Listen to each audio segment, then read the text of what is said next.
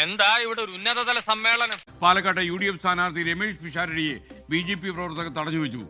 എടാ നീ എന്തിനാണ് റോട്ടിൽ കൂടെ പോണ ഏണിയൊക്കെ പിടിക്കണത്? നാട്ടുകാരെ കൊണ്ട് പറയിപ്പിക്കാൻ വേണ്ടിയിട്ട്. സൗത്ത് മണ്ഡലത്തിലെ സ്ഥാനാർത്ഥി പര്യടനത്തിനിടെ വടക്കന്തറയിലാണ് രമേശ് പിഷാരടിയെ തടഞ്ഞു വെച്ചത്. സ്വാഭാവികം. പണിയായി. പട്ടിക്കൊലയാടി മോളെ പോക്കിരിത്തരം കാണിച്ചു പിന്നെ നിന്ന് മറ്റേ വർത്താനം പറയുന്നു. തെറ്റ് ചെയ്തിട്ട് മര്യാദയ്ക്ക് സംസാരിച്ചപ്പോ നീ തലേക്കറിയിരുന്ന് ഞരങ്ങുവാ.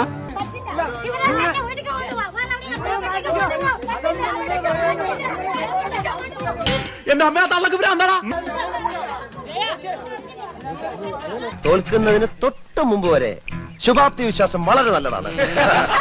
ഞാൻ നമ്മുടെ അടുത്തേക്ക് ആൾക്കാർ വരുമ്പോ എപ്പോഴും പരിചയപ്പെടാന്നൊക്കെയുള്ള വിചാരത്തിലാണ് ഞാൻ. ഇവര് വരികയും വല്ലാതെ ഒച്ചയെടുക്കുകയും എന്ത് ചെയ്യാം, ഹതഭാഗ്യരായ ഇവർക്ക് ദൈവം തലച്ചോറ് കൊടുത്തില്ല, അതിന്റെ പേരിൽ ബുദ്ധിയുമില്ല. നിങ്ങൾ ഇതിൽ വരാൻ പറ്റില്ല എന്നൊക്കെ പറഞ്ഞ് ഭയങ്കരമായിട്ട് ഒച്ചയെടുക്കുന്നു. അപ്പോഴേക്കും എന്റെ കൂടെ ഉണ്ടായിരുന്നവര് ഇത് നിങ്ങൾക്ക് ഉള്ള സ്ഥലമല്ലല്ലോ, നിങ്ങൾക്ക് എഴുതി തന്നിട്ടില്ലല്ലോ എന്നൊക്കെ പറഞ്ഞ് ഇവര് തമ്മിൽ ഒരു ചെറിയ തർക്കമുണ്ട്.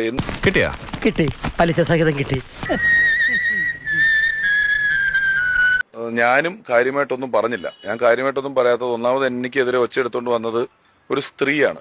ഒന്നിനും പ്രതികരിക്കാത്തതിന് 100-ൽ 100 മാർക്കാ നിനക്ക്. നീ ഗാന്ധിജിയാടാ, താടിയും മുടിയും വളർത്തിയ മഹാത്മാഗാന്ധിജി. ഞാൻ എന്തെങ്കിലും എന്റെ വായിൽ നിന്ന് എന്തെങ്കിലും പറഞ്ഞിട്ട് പിന്നെ സ്ത്രീ വിരുദ്ധതയായി എന്നെ വല്ല ഭേദ്യം ചെയ്യാൻ വന്ന് ഞാൻ വല്ല തൊട്ട് കഴിഞ്ഞാൽ പിന്നെ സ്ത്രീയുടെ ശരീരത്തിൽ തൊട്ടു എന്നായി. ഇതൊക്കെ ഉള്ളതുകൊണ്ട് ഞാൻ കൈ പുറകെ കെട്ടി ആദ്യം നിന്നു. അങ്ങനെ പവനായി ശവമായി എന്തൊക്കെ ബഹളമായിരുന്നു. ഇവിടുത്തെ UDFന് വേണമെങ്കിൽ അവിടുന്ന് അങ്ങറ്റം വരെ പോയി നടന്നിട്ട് തിരിച്ചു വരാനുള്ള സംഘടനാ ശേഷിയും ശക്തിയും ഒക്കെ ഉണ്ട്.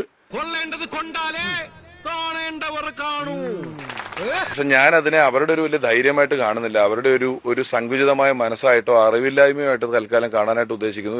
അല്ല, പ്രഭാകരേട്ടന് വീട്ടില് വിലയില്ലെങ്കിലും നാട്ടില് പുല്ല് വിലയാ. എല്ലാവർക്കും സന്തോഷമായല്ലോ. എനിക്ക് സന്തോഷമായി. എല്ലാവർക്കും പിരിഞ്ഞു പോവാം.